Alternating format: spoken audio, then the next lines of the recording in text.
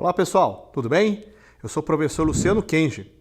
Quando aprendemos sobre placas tectônicas, é comum fazermos uma associação à ocorrência de terremotos, tsunamis e erupções vulcânicas. Você sabia que a teoria das placas tectônicas tornou possível explicar a movimentação dos continentes que vinha ocorrendo ao longo de milhões de anos?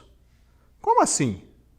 Bom, para contar melhor essa história, vamos apresentar Alfred Wegener. O meteorologista, astrônomo, geofísico e paleontólogo alemão Wegener tomou conhecimento de que tanto na África como na América do Sul haviam sido encontrados fósseis de seres vivos de um mesmo gênero que existiram há mais de 200 milhões de anos. Ele também fez correlações entre fósseis encontrados na Índia, na Austrália e na Antártida. Após anos de pesquisa, Wegener propôs, em 1912, uma teoria que procurava explicar como alguns animais e plantas extintos havia centenas de milhões de anos distribuíam-se por regiões atualmente separadas por oceanos. De acordo com essa teoria, a Terra teve no passado um só continente, a Pangeia, rodeado por um único oceano, chamado Pantalassa. Esse continente teria existido há até cerca de 225 milhões de anos, quando começou a se fragmentar. Wegener se baseou também em outras informações para propor sua teoria, como evidências que indicavam que alguns territórios hoje situados na América do Sul, África, Índia, Austrália, Antártida, tinham passado por um grande evento comum de glaciação há cerca de 300 milhões de anos. Outra evidência de que a Pangeia existiu seria o encaixe das linhas de recorte da costa leste da América do Sul e da costa oeste da África.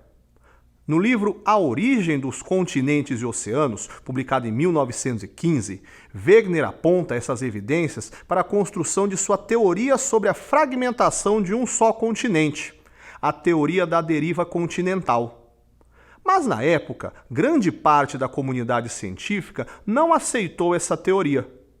Alfred Wegener faleceu em 1930, sem conseguir comprovar a teoria da deriva continental, pois uma questão fundamental permanecia sem resposta. Qual seria a causa da movimentação dos extensos blocos continentais? A teoria de Wegener foi complementada pouco antes da morte dele, por um professor de geologia da África do Sul, chamado Alexander du Toit. De acordo com esses cientistas, há cerca de 200 milhões de anos, a Pangeia teria se dividido, dando origem a dois continentes que ele chamou de Laurásia e Gondwana. Uma das evidências desse fenômeno seria a existência de rochas sedimentares que indicavam a ocorrência de períodos de glaciação em Gondwana.